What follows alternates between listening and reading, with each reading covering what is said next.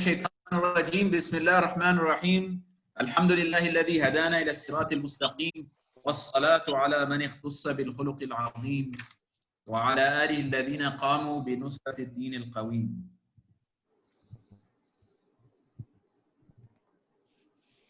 میں بس آپ لوگوں کے نام لکھ لے رہا ہوں اس لیے کہ اس بار کچھ نئے نام ہیں جو پہلے میں نے نہیں لکھے ہیں، تو میں بس نام آپ سب کے نوٹ کر لیتا ہوں. ایک سیکنڈ. اور صاحب دو نئے اسٹوڈنٹس ہیں، محمد یاسر صاحب اور تقی جی جی، اور تقی سید صاحب، سوری محمد یاسر اور تقی سید سید صاحب، تقی سید صاحب. ہاں اچھا خیال ہے وہ کلیئر کریں گے ان کا سید تقی ہے، تقی سید. اچھا اچھا اچھا ٹھیک ہے، یہ جو نام ٹھیک ہے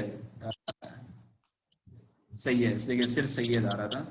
اچھا میں یہ نام آپ نوٹ کر لے رہا ہوں. حضرت میں آتا ہوں نماز پڑھ کے انشاءاللہ. ٹھیک ہے ٹھیک ہے. آپ لوگ کسی کو بھی بیچ میں نماز پڑھنے کے لیے یا کسی اور کام کے لیے بریک لینا ہو تو پھر میں آپ کو پورے سال کے لیے ابھی سے اجازت دے دے رہا ہوں. تو آپ کو اجازت میں ایڈوانس میں دے دے رہا ہوں، تو آپ کو پھر آگے پوچھنے کی بھی ضرورت نہیں ہوگی. اچھا تو ہر استاد چاہتا ہے کہ جب بھی وہ کوئی بھی سبق پڑھائے آسان طریقے سے پڑھائے پہلی بار میں، اور کوئی بات غلط نہ بتا دے طلباء کو، تاکہ ان کے ذہن میں کوئی یعنی کنفیوژن نہ پیدا ہو جائے اور غلط فہمی کی بنیاد پر پھر دوسری چیزیں ان کے کلیئر نہ ہو. تو پچھلی بار جو ہم نے سبق کیا تھا تیسیر المنطق کا سبق نمبر 5، تو اس میں کچھ کنفیوژن تھا، تو میں بھی کچھ چیزوں کے بارے میں کنفیوز تھا اور آپ لوگ بھی تھے. اور میں نے اصل میں جو غلطی کی وہ یہ کہ میں نے تیسیر المنطق میں چیک کیا، پھر مجھے تھوڑا سا ڈاؤٹ تھا تو پھر میں نے عیسیٰ غوثی جو اگلی والی عربی والی کتاب ہے اس میں نے چیک کیا، پھر میں نے تیسری کتاب میں چیک کیا، اور جو عربی عبارت سے جو مجھے سمجھنے میں آ رہا تھا اس کی بنیاد پر پھر میں نے آپ لوگوں کو آگے سمجھایا. اور میں نے ان کتابوں کے علاوہ مجھے ایک امام غزالی کی بھی منطق کی ابتدائی کتاب ہے، اس میں بھی میں نے چیک کیا تھا. پھر جب پچھلی بار کلاس میں سوال کچھ سامنے آئے تو پھر میں نے اور زیادہ مواد جمع کر کے اس میں چیک کیا، تو پھر بات اور تھوڑی سی واضح ہو گئی. تو جو 5واں سبق تھا دلالت لفظیہ کی قسمیں، تو وہ میں آپ لوگوں کے ساتھ سب سے پہلے ریویو کروں گا تاکہ جو میں نے آپ لوگوں کو غلط پڑھایا ہے وہ پھر کلیئر اپ ہو جائے. اور یہ جو لفظیہ ودیہ کی قسمیں ہیں، یہ دلالت مطابقت، تضمن اور التزام، آگے ان کی کوئی بات نہیں آئے گی، حالانکہ یہ تینوں کتابوں میں موجود ہے، لیکن یہ سبق کی بنیاد پر پھر دوسری چیزوں کو نہیں بنایا گیا. تو ہو سکتا ہے کہ منطق یا فلسفے کے کوئی اور ایڈوانس ٹاپک میں ان کا دخل ہو، لیکن یہ جو کیٹیگرائزیشن ہے اس کی کوئی اپلیکیشن ہمیں آگے جا کے نہیں ملے گی. لیکن میں چاہ رہا تھا کہ آپ کے لیے کلیئر ہو جائے تاکہ جو لفظ استعمال ہو رہے ہیں اس کو ہم صحیح سے سمجھ لیں. تو میں یہ شیئرنگ آن کر دیتا ہوں آپ کے لیے.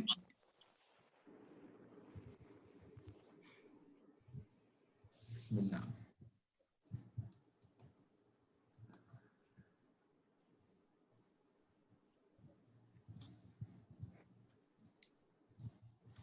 ٹھیک ہے، تو دلالت لفظیہ وضعیہ کے قسمیں، سبق 5. تو جو ہم نے پچھلی بار دیکھا تھا کہ دلالت لفظیہ وضعیہ دلالت لفظیہ کی ایک قسم ہے، اور جو دوسری 2 قسمیں ہیں دلالت لفظیہ کی، وہ دلالت لفظیہ طبعیہ ہے اور دلالت لفظیہ عقلیہ ہے. ٹھیک ہے، اور پھر دلالت کی پھر خود 2 قسمیں ہوتی ہیں، دلالت لفظیہ اور دلالت غیر لفظیہ. تو کل جو ہو گئے وہ 6 ہو گئے: دلالت لفظیہ وضعیہ، دلالت لفظیہ طبعیہ، دلالت لفظیہ عقلیہ، اور دلالت غیر لفظیہ وضعیہ، دلالت غیر لفظیہ طبعیہ، اور دلالت غیر لفظیہ عقلیہ. اب جو منطق ہے اس میں جو منطق کی جو ٹولز ہیں اس میں اکثر جو استعمال کیا جاتا ہے وہ دلالت لفظیہ وضعیہ کے ساتھ اس کا تعلق ہوتا ہے، تو اس لیے ہم اس کے بارے میں تھوڑا سا اور تفصیل میں جا رہے ہیں، دوسروں میں نہیں جا رہے ہیں۔ تو دلالت لفظیہ وضعیہ کی جو 3 قسمیں ہم نے پچھلی بار پڑھی تھی، دلالت مطابقت، دلالت تضمن اور دلالت التزام، ٹھیک ہے؟ تو اب سمجھانے کے لیے میں نے جو کتاب میں آپ کے پاس مثال موجود ہے وہ تمام منطق کی کتابوں میں موجود ہے، تو اگر ہم انسان دیکھیں تو اصل میں جو لفظ انسان ہے اس کو کسی نے اس مخلوق کے لیے خاص کیا ایک زمانے میں، ٹھیک ہے؟ اس لیے کہ اور تو اس کو واضح کہتے ہیں، جس نے وضع کیا ہے کسی لفظ کو کچھ خاص معنی کے لیے، ٹھیک ہے؟ اور جب وہ لفظ استعمال کیا جاتا ہے وہ اس کا ایک مراد جو ہوتا ہے اس کو موضوع لہو کہتے ہیں، ٹھیک ہے؟ تو جب ہم انسان لفظ کی آواز سنتے ہیں یہ موضوع ہے، اور موضوع لہو جو ہے جس کے بارے میں وہ بات کر رہا ہے وہ موضوع لہو ہے، اور انسان جو موضوع لہو ہے منطقین کی سمجھ میں انسان جو لفظ استعمال کیا جاتا ہے وہ حیوان بھی ہے اور ناطق بھی ہے، تو کچھ ایسے حیوان ہیں جو ناطق نہیں ہیں اور کچھ حیوان ہیں جو ناطق ہیں، تو جو ناطق ہیں حیوان وہ سب انسان ہوں گے، ٹھیک ہے؟ باقی سارے حیوان سے انسان کی تمییز کرنے کے لیے ان نے یہ 2 چیزوں کا مجموعہ کہا ہے انسان ہے، تو انسان حیوان بھی ہے اور ناطق بھی ہے۔ ناطق کا کیا معنی ہوتے ہیں؟ ناطق معنی سمجھدار یا عقل مند، ٹھیک ہے؟ جزاک اللہ، بہت اچھا سوال پوچھا آپ نے، ٹھیک ہے؟ تو اگر ہم لفظ انسان استعمال کرتے ہیں اور ہم چاہتے ہیں کہ ان دونوں چیزوں پہ ہم دلالت کرنا چاہ رہے ہیں لفظ انسان استعمال کر کے، تو پھر وہ دلالت مطابقت ہوگی کہ ہم انسان میں جتنے بھی معنی موجود ہیں جو اس کو انسان بناتے ہیں، جس کے لیے وہ وضع کیا ہے، ہمارا مقصود لفظ انسان کہنے میں یا بولنے میں دونوں چیزیں ہیں، ٹھیک ہے؟ اسی طرح اگر ہم دیکھیں تو جو نماز ہے جس کے لیے عربی لفظ صلاۃ استعمال کیا جاتا ہے، اس میں مختلف چیزیں شامل ہیں، اس میں رکوع بھی شامل ہے، سجود بھی شامل ہے۔ اچھا، اس میں میں نے ایک ٹائپو ہے، تو اس میں میں نے قاعدہ 2 بار لکھ دیا ہے، لیکن اس میں قیام ہونا چاہیے، ٹھیک ہے؟ تو اس کو آپ قیام پڑھ لیں، یا میں اس کو قیام ٹائپ کر لیتا ہوں آپ کے لیے، یہاں پہ قیام ٹائپ کر لیں گے۔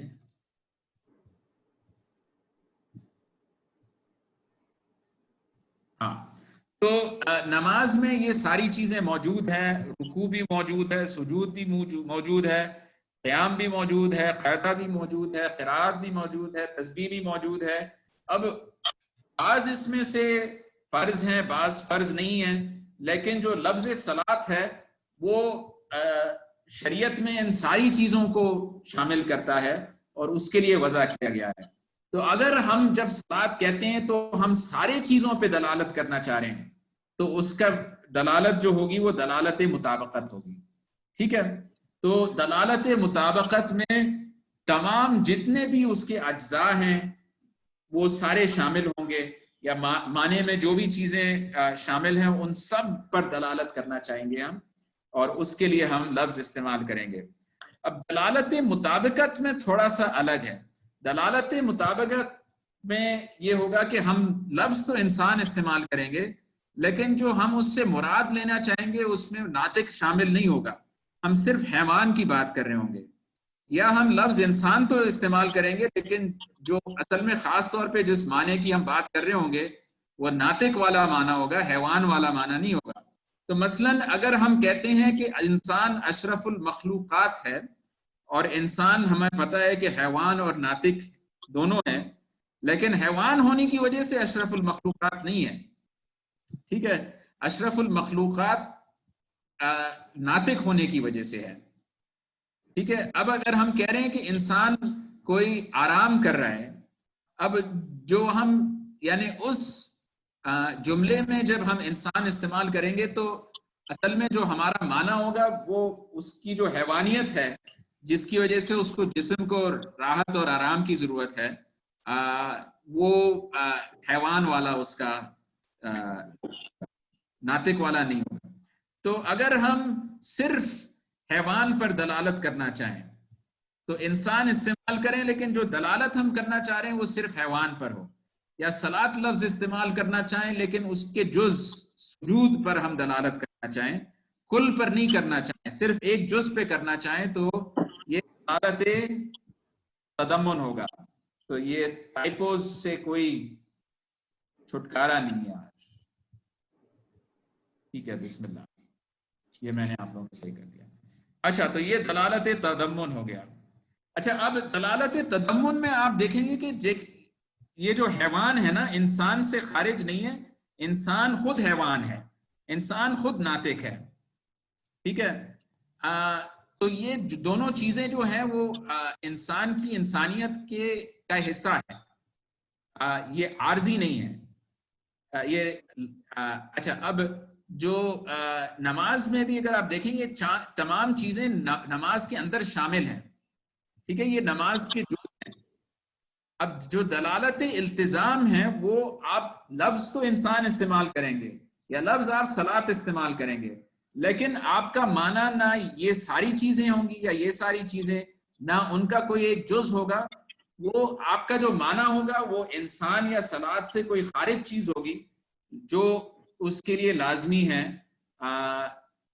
تو مثلاً قابلیت علم، اب آپ کہیں گے کہ ناطق ہونا تو وہ تو قابلیت علم شامل ہے، اور تو جو مثال دی جاتی ہے وہ انسان کی قابلیت علم، اصل میں جو یہ والی جو قابلیت علم ہے وہ اگر آپ کہیں گے کوئی بہت ہی بڑے عالم ہیں تو مثلاً مفتی تقی عثمانی صاحب، ٹھیک ہے، بہت بڑے عالم ہیں، اور اگر آپ ان سے بات کریں گے کسی بھی موضوع پہ بات کریں گے تو آپ دیکھیں گے کہ ان کی جو فہم ہے کسی بھی موضوع پہ، چونکہ ان کا دماغ اتنا تیز اللہ تعالیٰ نے بنایا ہے اور مدرسے میں پڑھ کے اور پڑھاتے ہوئے اور کتابیں لکھتے ہوئے، تو جو ان کی علم کی قابلیت ہے وہ دوسروں سے زیادہ ہے.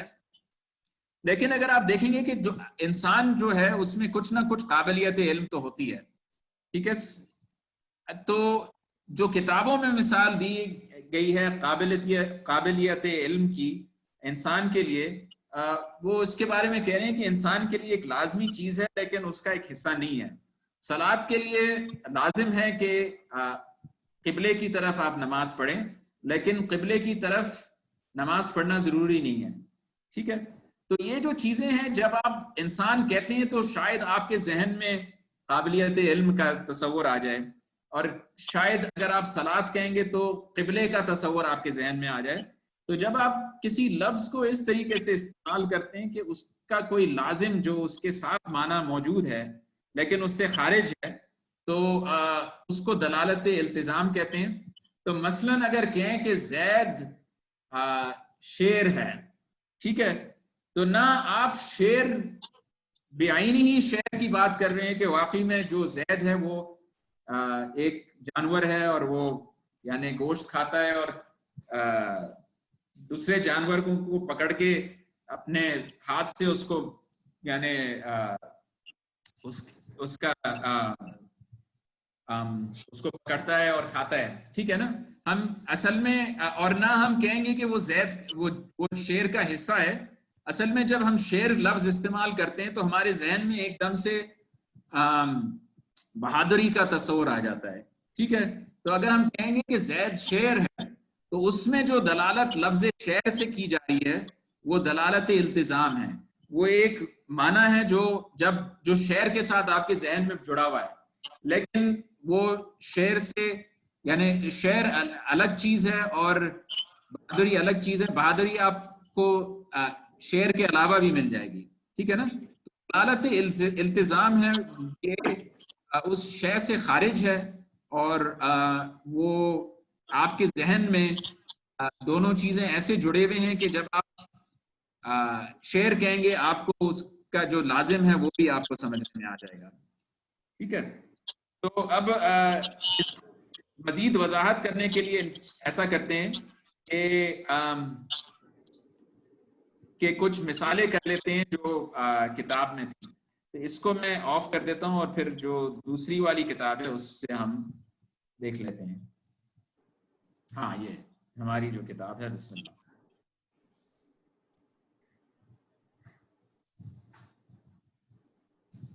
आप लोग सफ़ा नंबर 15 पे आ जाएं।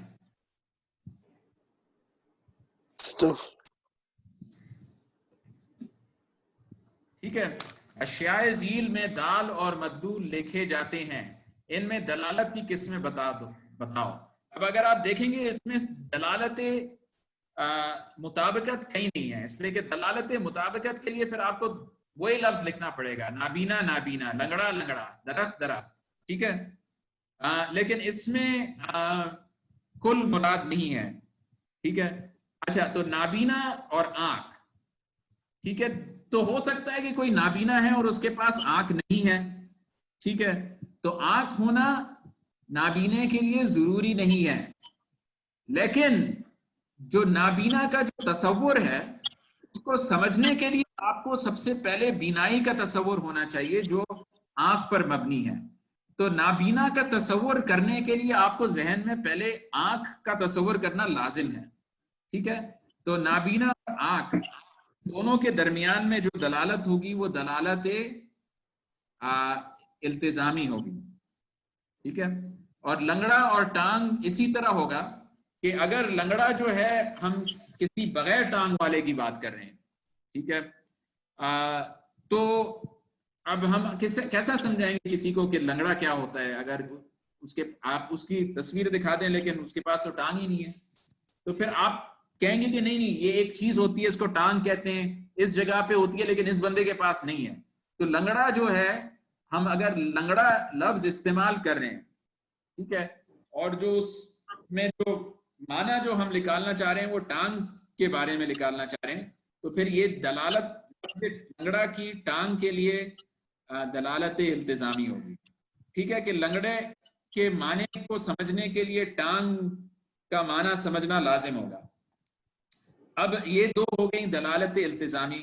अब दरख्त और शाखें आप देखेंगे तो जो शाख है वो दरख्त का जुज है। ठीक है, तो दरख्त जो होता है उसमें जो रूट्स होते हैं, ट्रंक होती है और फिर उसकी मुख्तलिफ शाखें निकलती हैं।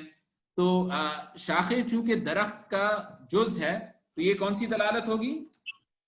तज़म्मुन, दलालत तदम्मुन।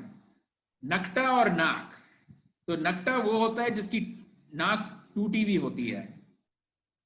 ठीक है, तो नक्टा समझने के लिए फिर आपको क्या समझना पड़ेगा? नाक समझना पड़ेगा, तो ये दलालत इल्तिजाम है। अच्छा, हिदाया किताबुल सौम, तो हिदाया के अंदर किताबुल सला भी है, किताबुल ज़का भी है, किताबुल हज भी है, किताबुल बुयू भी है, किताबुल तलाक भी है, किताबुल निकाह भी है, बहुत सारी किताबें हैं, उनमें से एक किताबुल सौम है। तो किताबुल सौम पे अगर आपने कहा कि मैंने हिदाया का मुताला किया या हमें उस्ताद ने हिदाया का सबक पढ़ाया, लेकिन हम पूरी किताब की नहीं बात कर रहे हैं, सिर्फ किताबुल सौम की बात कर रहे हैं, तो फिर ये कौन सी दलालत होगी? तज़म्मुन, दलालत तदम्मुन, माशाल्लाह। और हिदायत नहू का आपने सबक पढ़ा लेकिन सिर्फ मकसद अव्वल में से पढ़ा, तो फिर ये दलालत क्या होगी? दलालत मुताबिकत, दलालत तज़म्मुन या दलालत इल्तिजाम? तज़म्मुन ही होगी, तदम्मुन ही होगी, इसलिए कि हिदायत नहू समझने के लिए मकसद अव्वल समझने की जरूरत नहीं होगी। ठीक है, वो उसका एक जुज है। अच्छा, चाकू और उसका दस्ता, क्या दस्ता चाकू के बगैर हो सकता है? नहीं, हो सकता है, इसलिए कि चाकू जो है वो दस्ता और फल का मजमुआ है। ठीक है ना, तो चाकू जो है वो एक मजमुआ है दस्ता और फल की। अगर हम दोनों की बात कर रहे हैं तो फिर दलालत मुताबिकत होगी, उन दोनों में से एक की बात कर रहे हैं तो फिर वो दलालत तज़म्मुन होगी। ठीक है, तो इसके बारे में कोई सवाल हो तो پوچھ لیں. مولانا صاحب جو آپ نے پہلی دو مثالیں دی ہیں نابینا آنکھ اور لنگڑا اور ٹانگ، جی اگر اس کو اس طرح سمجھا جائے کہ کیونکہ نابینا جو ہے اس آنکھ جو ہے وہ نابینے کا جز نہیں ہے لیکن اس کو ڈیفائن کر رہا ہے نابینے کو، بالکل بالکل یہ اسی وجہ سے التزام کا ہے. اسی وجہ سے التزام. ٹھیک ہے، تو اگر ہم نابینا کہہ رہے ہیں لیکن ہم آنکھ کے بارے میں بات کر رہے ہیں تو ہاں، تو اس میں جو دلالت ہوگی آنکھ پر لفظ نابینا کی وہ دلالت التزام کی ہوگی. ٹھیک ہے. اچھا، اب مفرد و مرکب کا سبق پڑھیں گے ہم. تو میں نے آپ لوگوں کو کہا تھا کہ آپ کو شاید ذہن میں خیال ہوگا کہ مفرد اور مرکب کیا ہوتے ہیں. تو اب منطق میں جو معنی ہے وہ تھوڑا سا مختلف ہے، تو ہم یہ والا سبق پڑھ لیتے ہیں. تو اب جو بھی پہلے پڑھنا چاہیں ان کو یہ سبق پڑھنے کا موقع دیں گے. بسم اللہ. کون پڑھنا پسند کرے گا؟ میں پڑھتا ہوں. جی جی پلیز، جزاک اللہ. یہ سید تقی صاحب کہہ رہے ہیں. جی، بسم اللہ الرحمن الرحیم. مفرد وہ لفظ ہے کہ اس کے جز سے اس کے معنی کے جز پر دلالت کا قصد نہ ہو، جیسے لفظ زید کے اس کے جز سے مثلا لا سے اس کے معنی جز پر دلالت کا ارادہ نہیں بلکہ دلالت ہی نہیں. ٹھیک ہے نا. تو لفظ زید جو ہے اگر آپ پورا زید کہیں گے تو پھر زید پر دلالت ہوگی. اگر آپ یہ نہیں کہیں گے کہ اچھا جو اس کا سر ہے وہ اصل میں ذا تھا اور جو دا ہے وہ سر سے نیچے والا حصہ ہے، اصل میں جو مجموع اس کے لیے پورا لفظ زید مفرد کیا گیا ہے. ٹھیک ہے نا.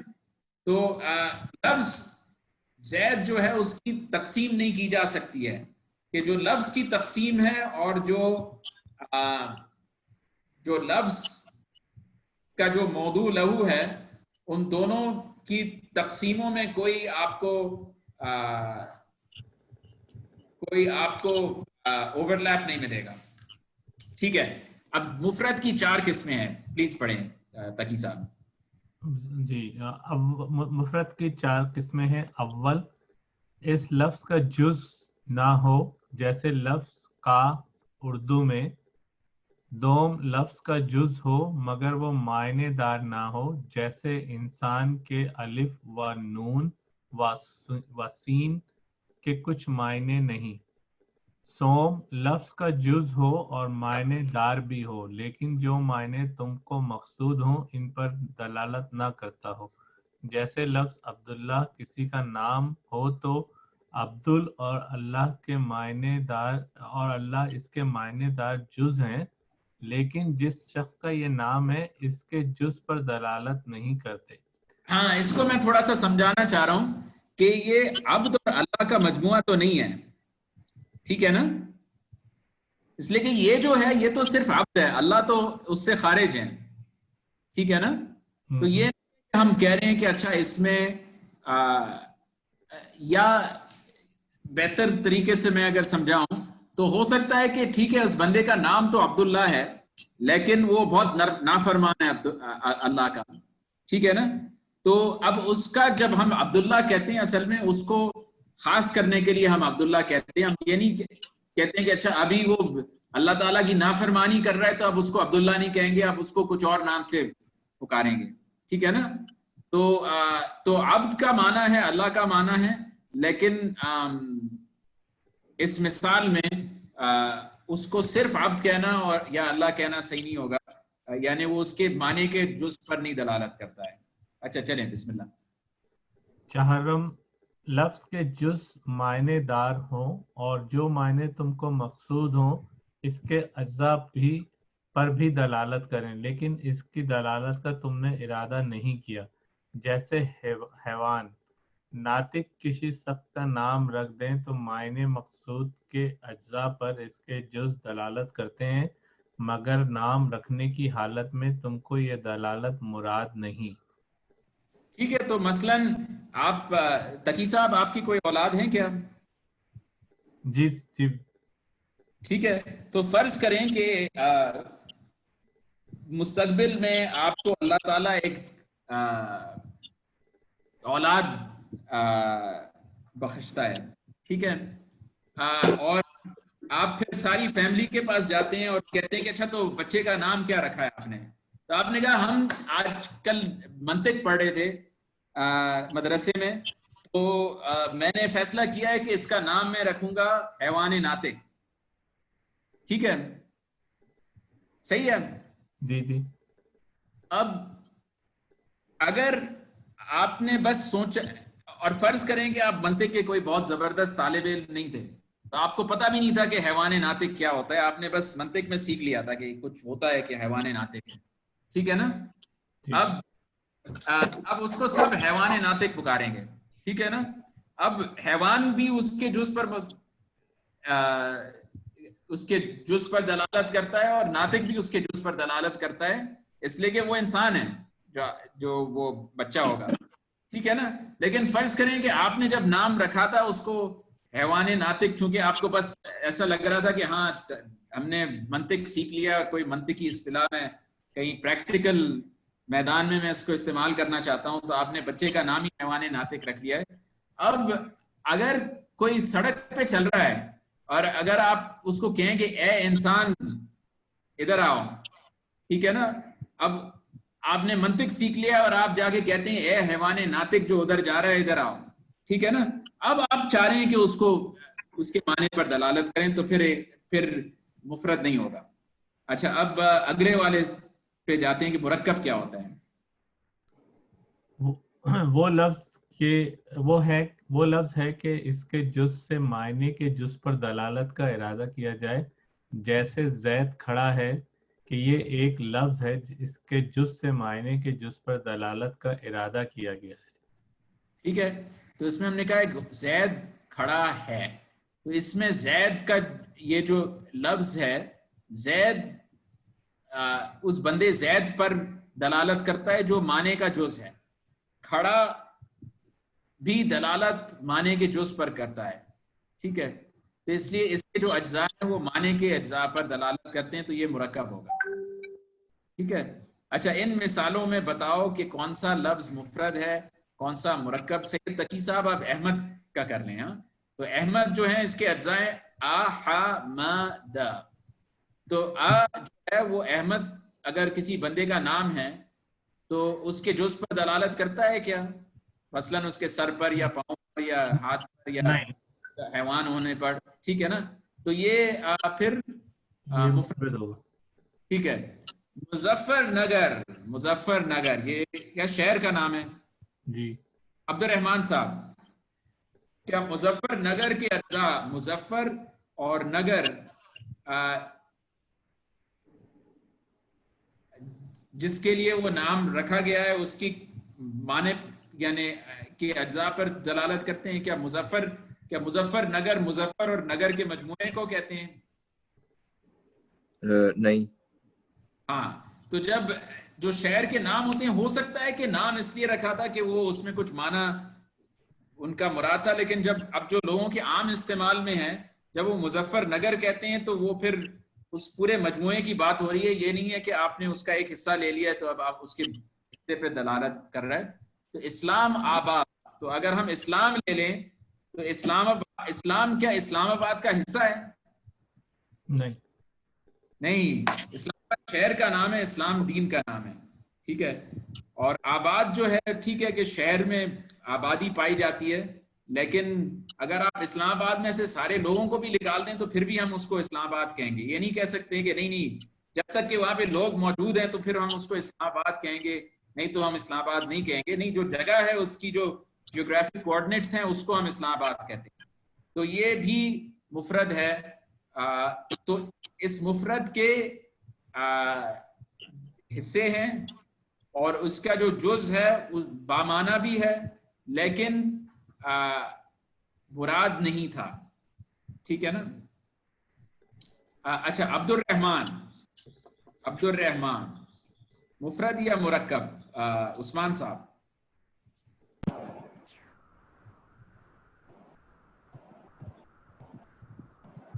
مجھے لگ رہا ہے عثمان, لیکن محمد US ...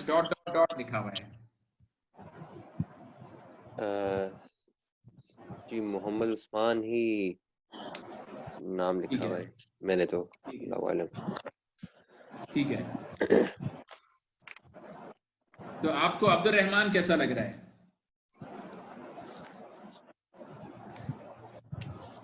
عبد مفرد الرحمن لگ رہا ہے یا بھی مرکب لگ رہا ہے؟ یہ پورے اس پہ ہی دلالت کر رہے اپنے مجموعے پر۔ جی جی، تو یہ پھر مفرد ہوگا، یعنی اس کے جو اجزاء ہیں وہ اس کی موضوع لہو کے اجزاء پر دلالت نہیں کر رہے ہوں گے۔ اچھا، ظہر کی نماز،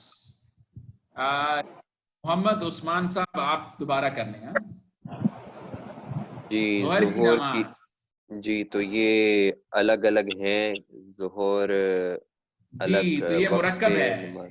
جی اچھا، اب یہ جو مرکب ہے، ٹھیک ہے مرکب ہے، یہ صحیح ہے۔ رمضان کا روزہ، جواد قاضی صاحب، رمضان کا روزہ کیا یہ مفرد ہے یا مرکب؟ مرکب ہے یہ، آپ نے کیا کہا؟ مرکب ہے یہ مرکب، ماشاء اللہ۔ اور جی ماہ جی رمضان، ماہ رمضان مفرد ہے یا مرکب ہے؟ جی، یہ مفرد ہے یہ مفرد ہے۔ اچھا، جی۔ اب موسو صاحب، جامع مسجد، جامع مسجد کیا یہ مفرد ہے یا مرکب ہے؟ یہ مفرد ہے استاد جی۔ یہ مفرد ہے، ٹھیک ہے۔ جب ہم جامع، اگر آپ دیکھیں تو جامع مسجد جو ہے وہ اصل میں ایک ہاں ایک یعنی سوال تھا جی جی بتائیں۔ جی، ماہ رمضان جو ہے وہ مرکب نہیں ہوگا؟ اچھا، پھر کیا ہوگا؟ مرکب ہوگا نا ماہ رمضان، اچھا، اور بتائیں۔ کیونکہ ماہ الگ ہے، اس کو کہتے ہیں منتھ کو کہتے ہیں۔ تو رمضان میں کوئی رمضان بولی، یعنی ماہ رمضان میں رمضان بھی شامل ہے اور ماہ بھی شامل ہے۔ جی اچھا، تو اس میں جو آپ کہہ رہے ہیں، یہ اصل میں یہ جو مفرد کی یہ والی جو ڈیفینیشن ہے وہ تھوڑی سی لگ رہی ہے۔ تو جو جس طریقے سے سبق میں انہوں نے سمجھایا ہے وہ میرے خیال میں ماہ رمضان ان کا مفرد پر دلالت کرتی ہے، ٹھیک، کیا گیا ہے۔ اور جامع مسجد بھی، لیکن حالانکہ ہم کہیں گے کہ جامع اصل میں دو قسم کی مسجد ہوتی ہیں، اور وہ لیکن عام استعمال میں جامع مسجد مفرد کے طور پر استعمال کیا جاتا ہے، اور ماہ رمضان بھی مفرد کے طور پہ استعمال کیا جاتا ہے۔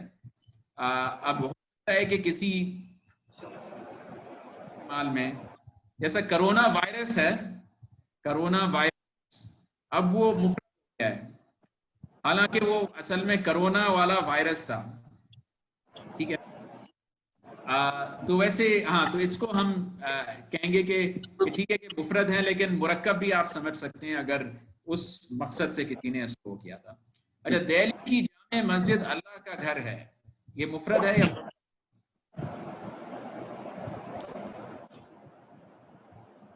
اچھا، رافع رسول صاحب، دہلی کی جامع مسجد اللہ کا گھر ہے،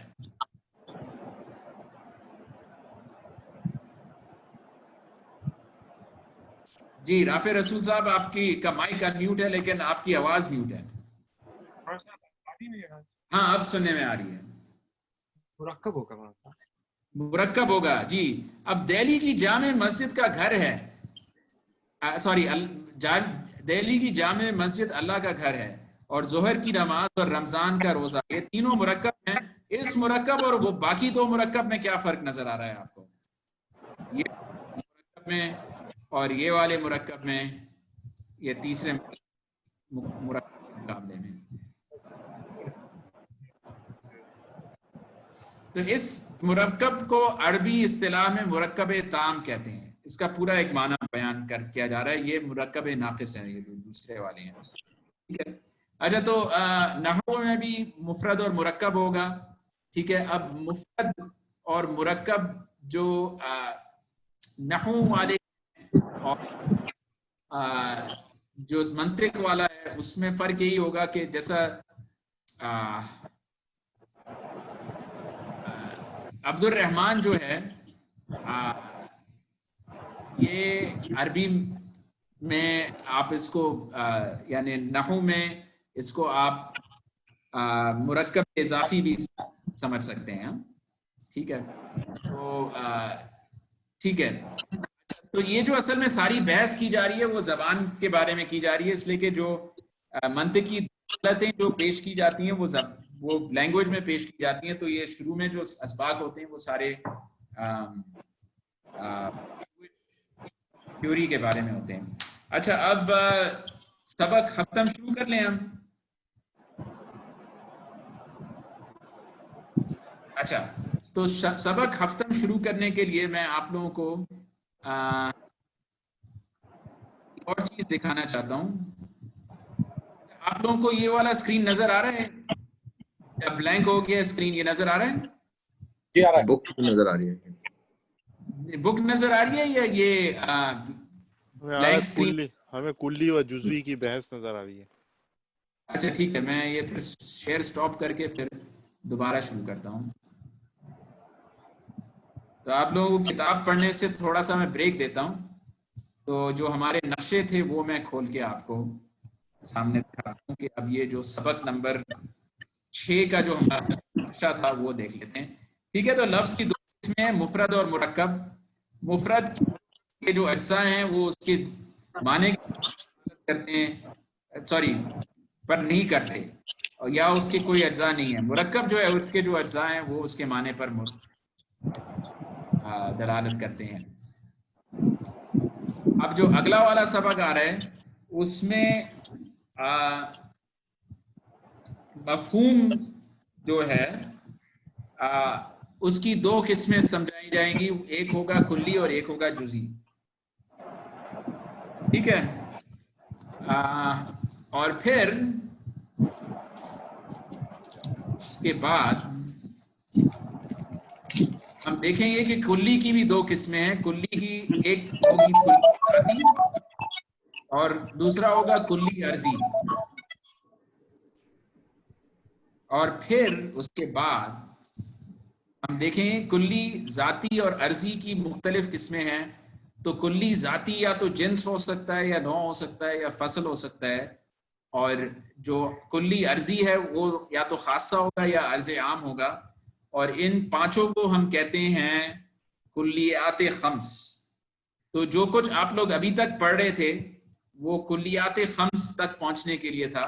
تو یا تو ہم آج کے کلاس میں ہم کلیات خمس تک پہنچ جائیں گے یا اگلی والی کلاس میں پہنچیں گے. لیکن اگر آپ کو بس ایک ہی چیز یاد کرنی ہے منطق میں تو آپ بس یہ یاد کر لیں کہ جو کلیات خمس ہیں وہ جنس, نوع, فصل, خاصہ, عرض عام ہے.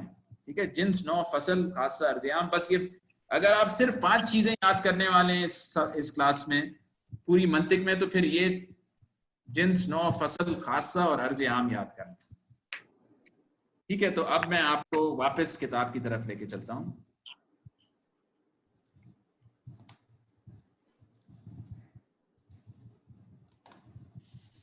ٹھیک ہے, اب ہم سید تقی صاحب نے والنٹیئر کیا تھا, جزاک اللہ, آپ کا بہت شکریہ. اب رافع صاحب سے ہم درخواست دیں گے کہ وہ آ کے ہمارے لیے پڑھیں سبق نمبر ہفتم. کلی و جزئی کی بحث.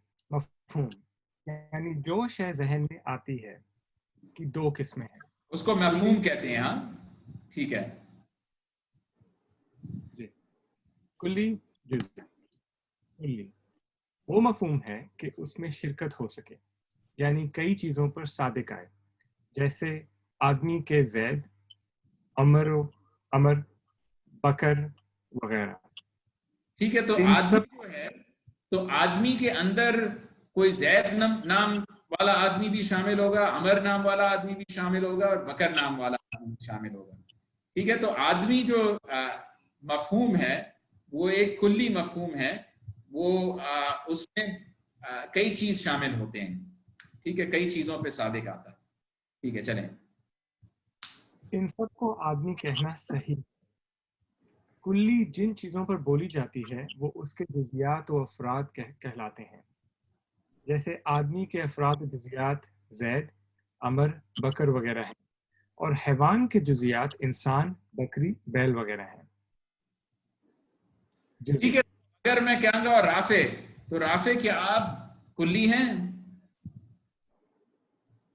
جب میں نے کہا کہ رافع آپ پڑھیں، میں آپ کو درخواست دیتا ہوں کہ آپ پڑھیں، تو یہ جو رافع تھے وہ کلی تھے یا جزئی تھے؟ اس کلاس میں کوئی اور رافع ہیں کیا؟ ہمارے ذہن میں کیا کسی اور شے کا مفہوم ذہن میں آیا تھا؟ نہیں، صرف رافع رسول کا ذہن میں آیا تھا. تو رافع جو ہے وہ کلی نہیں ہے. لیکن اگر میں کہوں کہ طالب یا مدرسے کا طالب علم، ٹھیک ہے، تو پھر وہ کلی ہوگا، اس لیے کہ اس میں کئی فرد شامل ہوں گے.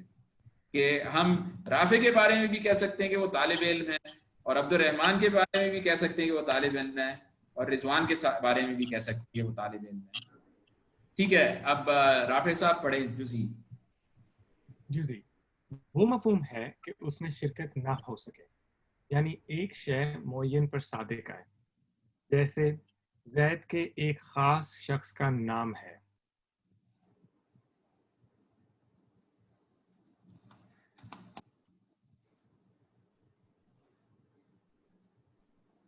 چلیں، تو رافع صاحب آپ ابتدا کریں یہ سوالات کی. مندرجہ ذیل اشیاء میں غور کر کے بتاؤ کہ کون کلی ہے اور کون جزئی. گھوڑا. ہاں، تو گھوڑا جو ہے وہ کلی ہے یا جزئی ہے؟ کلی. کلی، اس لیے کہ کئی گھوڑے ہیں جو اس معنی کے اندر شامل ہوتے ہیں کہ ان میں سے کوئی ایک گھوڑا مراد نہیں، وہ پوری ایک کیٹیگوری ہے. اچھا، اب عبد الرحمان صاحب بکری بھی آپ کر لیں. مولانا صاحب یہ یہاں بھی پہ ایک کلی ہے. بات ہے، مولانا صاحب یہاں پہ ایک بات ہے کہ رضوان گھوڑا جو صاحب ہے بتائیں. حیوان کے حساب سے دیکھ کے اوپر مثال میں بھی لکھا تھا کہ گھوڑا، بکری ہے، انسان، یہ اس کے جزئی ہیں، تو اس طرح تو جزئی بننا چاہیے. ہاں نہیں، دیکھیں جو آپ کہہ رہے ہیں اوپر کہ مثال میں لکھا ہے. ہاں، اس کو جزئی ہونے کے لیے، ٹھیک ہے، اس کو جزئی ہونے کے لیے صرف ایک گھوڑے کی بات کرنے چاہیے. یہ نہیں ہے کہ اس میں کئی ہو سکتے ہیں. تو ٹھیک ہے کہ گھوڑا حیوان میں شامل ہے، ٹھیک ہے، اور حیوان بھی کسی اور چیز میں شامل ہے نا، اس لیے کہ حیوان جانداروں میں شامل ہے. ہاں، اور جسم نامی جو ہے وہ جوہر میں شامل ہے، یعنی وہ، اور جو جوہر ہے وہ مخلوقات میں شامل ہے. تو ٹھیک کہ اس کے اوپر بھی کیٹیگوریز ہیں. ہو سکتا ہے کہ گھوڑا کے نیچے بھی تیز گھوڑوں کی بھی ایک کیٹیگوری ہو جائے، یا کوئی خاص ایک نسل کے گھوڑوں کی بھی کیٹیگوریز ہو سکتی ہیں. لیکن جب ہم کسی کو کسی گھوڑے کا نام پتہ ہے؟ اس لیے کہ جب گھوڑوں کو دوڑاتے ہیں تو ان کے نام رکھتے ہیں نا. تو فرض کریں کہ کوئی گھوڑا تھا، اس کا نام تھا صرف. کسی نے اپنے گھوڑے کا نام صرف رکھ لیا، ٹھیک ہے نا، تو اس گھوڑے کا جب ہم صرف کہیں گے نام تو پھر وہ جزئی ہوگا.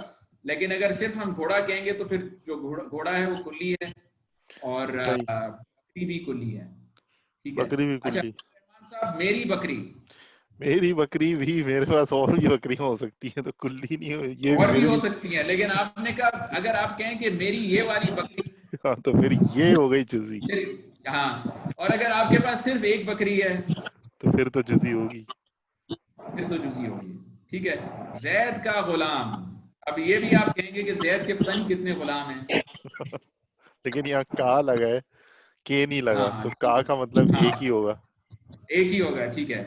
اور سورج، لیکن مولانا صاحب سپوز کریں کہ اگر اس کے پاس جو ہے 10 غلام ہوئے، اور میں ایک سامنے ایک آدمی کو کہہ رہا ہوں زید کا غلام، تو اس کو تو ہی نہیں پتا کہ ان 10 میں سے کون سا غلام ہے. بالکل بالکل، تو پھر وہ کلی ہوگا. اچھا. پھر وہ کلی ہوگا. اچھا، سورج سر یہ جیسے ابھی سورج ہے، یہ کلی ہوگا اور مطلب کہ جزئی ہوگا، اور جب یہ سورج کا ابھی سورج کہا جائے گا تو یہ کلی ہوگا، اور یہ سورج کہا جائے گا تو یہ جزئی ہوگا. ہاں، یہ آپ کا بہت اچھا خیال ہے.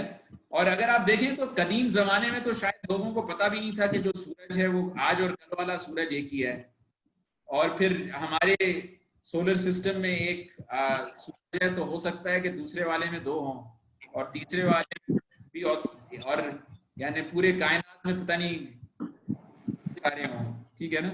لیکن جب ہم سورج کہیں گے تو پھر وہ ہم اس کو کلی سمجھ لیں، یہ سورج جو ہے اس کو آپ جزئی سمجھ لیں. اچھا آسمان، یہ آسمان، جواد صاحب ان میں سے کلی کون سا ہے اور جزئی کون سا ہے؟ آسمان کلی ہے اور یہ آسمان جزئی ہے. ٹھیک ہے. ساجی ایک سوال ہے اس میں کہ سورج کے بارے میں تو ابھی کوئی کوئسچن نہیں ہے نا. آپ تو پتہ ہے کہ جس طرح ایک ہی سورج ہے، اور ابھی جو ہم بات کریں تو اس میں تو دونوں کے دونوں یہ کلی نہیں ہوں گے، چاہے سورج ہو چاہے یہ سورج ہو. یہ سورج بہت اگر وہ سارے ہیں کانسیپٹ نا. نہیں ہے کہ سورج ایک ہے یا ایک سے زیادہ ہو سکتے ہیں، اگر وہ ہاں کانسیپٹ اگر نہ وہ ہو. کانسیپٹ نہ ہو. اور لیکن اب یہ بھی ہے نا کہ ہمیں پتہ ہے کہ جو فلکی نظام ہمارا جو ہے جی میں ایک سورج ہے اور پھر دوسری فلکی نظام جو ہے اس میں الگ الگ سورج ہے نا. تو جو یس ہماری ابھی موجودہ فلکی نالج ہے اس کے مطابق تو سورج تو کسی بھی سورج کو کہا جا سکتا ہے. ٹھیک ہے، اوکے. ٹھیک ہے. ویسے اگر آپ کہیں گے کہ نہیں ہے اصطلاح میں یعنی عام زبان میں جب سورج کہا جاتا ہے تو وہ کسی دوسرے والے سے نہیں کہا جا رہا ہے، یعنی وہ پھر ایک الگ بحث ہے. لیکن اس میں جو ان کا مراد ہے وہ یہ ہے کہ سورج کو انہوں نے کلی کے طور پہ سمجھا اور یہ سورج کو جزئی کے طور پہ سمجھا. لیکن جی اوکے احتمال ہے کہ ہم سورج کو جزئی کے طور پہ بھی استعمال کریں. اچھا سفید چادر، یہ اس میں کئی چادر شامل ہوتے ہیں یا ایک ہی چادر ہے جو سفید ہے دنیا میں؟ کئی ہوتے ہیں. کئی ہوتے ہیں، تو یہ کلی ہوگا یا جزئی؟ کلی. کلی، ٹھیک ہے. سیاہ کرتا، کلی. سیاہ کرتا بھی کلی ہے، ٹھیک ہے. ستارہ، یہ بھی کلی ہوگا سر؟ یہ بھی کلی ہے، ٹھیک ہے. دیوار، کلی. یہ بھی کلی ہوگا. یہ مسجد، جزئی. جزئی کسی ایک اصل میں ہاں ٹھیک ہے نا. اس لیے کہ جو بولنے والا ہے وہ تو صرف ایک ہی مسجد کے بارے میں بات کر رہا ہے، جی جی ٹھیک ہے. اب یہ پانی، وہ کوئی خاص پانی کے بارے میں بات کر رہا ہے، کوئی اور پانی کے بارے میں نہیں بات کر رہا ہے، تو اس کو بھی ہم کہیں گے جزئی. جزئی، ٹھیک ہے. میرا قلم، جزئی. جزئی، ٹھیک ہے. تو یہ والا بھی تھوڑا سا آسان سبق ہے آپ لوگوں کے لیے. لیکن میرے پاس تو حضرت اور بھی قلم ہو سکتے ہیں نا، یا اور بھی میں ایک قلم ہو سکتے ہیں. تو اگر مینشن ہمیں کراؤں پتہ ہے بھائی کہ یہ آپ، والا قلم. ہاں ٹھیک ہے، تو اس جی میں آپ کے مراد کے حساب سے ہوگا. تو جو جی اصل میں جو قاضی ہوگا فیصلہ کہ کیا یہ واقعی میں کلی ہے یا جزئی ہے، اس میں یہ ہے کہ وہ مفہوم ہے کہ اس میں شرکت ہو سکے. تو جس کے ذہن میں چیز آ رہی ہے اس میں اگر شرکت ہو تو وہ کلی ہوگا، اور اس میں اس کے ذہن میں اگر شرکت نہ ہو سکے تو پھر وہ جزئی ہوگا. تو اس کو ہم کہہ سکتے ہیں کہ اس کا ایک سبجیکٹو تھوڑا سا ایسپیکٹ ہے. سبق ہشتم، آپ لوگ سبق ہشتم کے لیے تیار ہیں یا وقت ختم ہو رہا ہے؟ جی جی ابھی ہے 5-7 منٹ. اچھا تو اچھا اس کو ایسا کریں گے کہ بہت ہی تیزی سے پڑھ لیں گے اور پھر اگلی دفعہ اس کو پھر تفصیل سے سوالات کے ساتھ کریں گے. تو اب رافع صاحب نے بھی پڑھ لیا ہے اور تقی سید صاحب نے بھی پڑھا ہے. اب رضوان صاحب کو میں دعوت دوں گا کہ رضوان صاحب پڑھیں ہمارے لیے.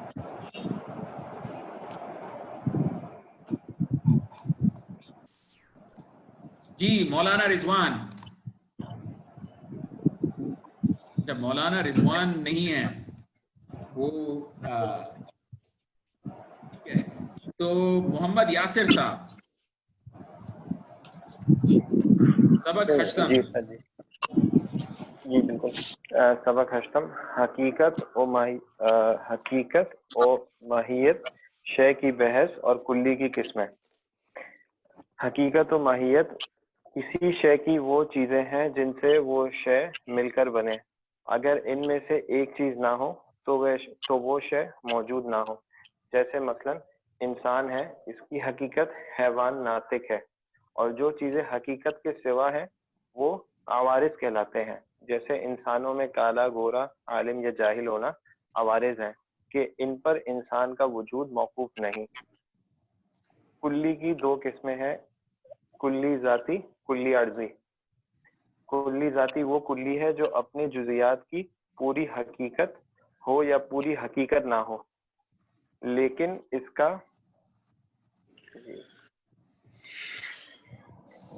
کا ایک جز ہو. اول کی مثال جیسے انسان کی اپنی جزیات یعنی زید، عمر، بکر کی عین حقیقت ہے، اور دوسرے کی مثال حیوان ہے کہ اپنی جزیات یعنی انسان، بکری، بیل کی حقیقت کا جز ہے.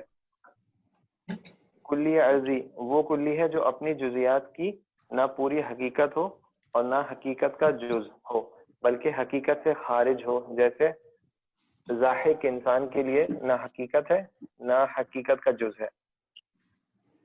ٹھیک ہے، تو اب آپ سوالات میں پہلا والا سوال کر لیں اور دیکھتے ہیں کہ ہم وقت پورا ہونے سے پہلے یہ مکمل کر لے سکتے ہیں. سر یہ داہک کے کیا معنی ہوں گے؟ داہک انسان، سوری یہ جو ابھی سبق ہم نے پڑھا ہے اس کے آخری جو سینٹینس تھا اس میں آپ ذرا اگر پیج اوپر کر لیں تو وہ اچھا ٹھیک ہے. یہ داہک وہ انسان کلی ہے کہ جو اپنی جزیات کی نہ پوری حقیقت ہو اور نہ حقیقت کا جز ہو بلکہ حقیقت سے خارج ہو. جیسے ضاحک انسان کے لیے نہ حقیقت ہے اور نہ حقیقت کا جز ہے. تو اصل میں جو حقیقت ہے انسان کی وہ انسان کیا حیوان ناطق ہے نا. جی تو ضاحک جو ہے نہ انسان کی حقیقت ہے نہ اس کی حقیقت کا جز ہے. اگر ہم انسان کی حقیقت کہنا چاہیں گے تو پھر وہ حیوان ناطق ہوگا. داہک ہوتا کیا ہے مولانا صاحب؟ داہک کیا چیز ہوتی ہے؟ ضاحک ہنسنے والا. ہاں یہی میں پوچھا تھا اس کا کیا معنی داہک ہے. اچھا ضاحک جو ہے وہ ہنسنے والے کو کہتے ہیں. صحیح لافر.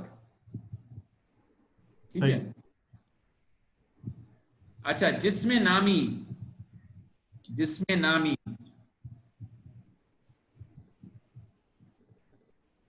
کلی ذاتی یا کلی عرضی؟ کلی عرضی ہے. اچھا یہ جو ہے یہ تھوڑا سا کنفیوزنگ ہے. تو جسم نامی جو ہے اشیاء ذیل میں سمجھو کہ کون کلی کے کس کے لیے عرضی ہے.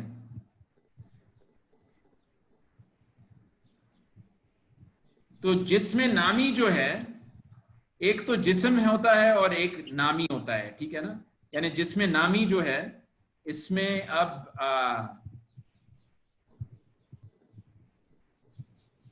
اصل میں جسم نامی جو ہے وہ ذاتی ہے. کلی ذاتی بالکل صحیح.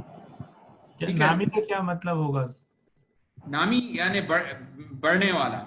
تو یا تو درخت جس میں نامی ہوگا یا حیوان درخت جس میں نامی ہوگا. ٹھیک ہے.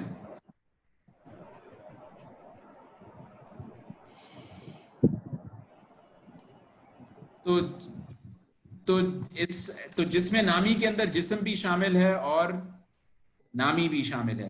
اچھا اب درخت انار اگر آپ دیکھیں تو وہ جسم نامی کی طرح ہے. پھر جب ہم میٹھا انار تک پہنچتے ہیں تو اب تھوڑا سا بات بدل جاتی ہے. اس لیے کہ اگر آپ دیکھیں گے تو انار کی جو حقیقت ہے اس میں درخت یعنی ہونا ایک اس کا یعنی جو انار ہے وہ درخت ہی ہوتا ہے. ٹھیک ہے نا. جو انار ہے وہ میٹھا بھی ہو سکتا ہے اور میٹھا نہیں بھی ہو سکتا ہے. لیکن ہر انار کا یعنی وہ اگر آپ پورے درخت کی بات کر رہے ہیں تو پھر وہ درخت ہی ہوگا. اب جو اگر آپ ایک انار کے پیس کی بات کر رہے ہیں تو ہو سکتا ہے کہ وہ میٹھا نہیں ہے. تو یہ عرضی ہوگا، کلی عرضی، میٹھا انار.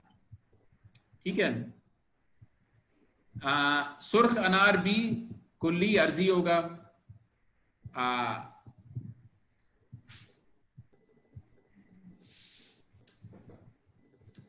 ایک سیکنڈ جی. تو अब टाइम पूरा हो गया है, तो फिर अब अगली दफा मैं इंशाल्लाह इस सबक की और कुछ वजाहत करूंगा और फिर अगले सबक पे हम चलेंगे. अच्छा, जज़ाकुमुल्लाह. अस्सलाम वालेकुम.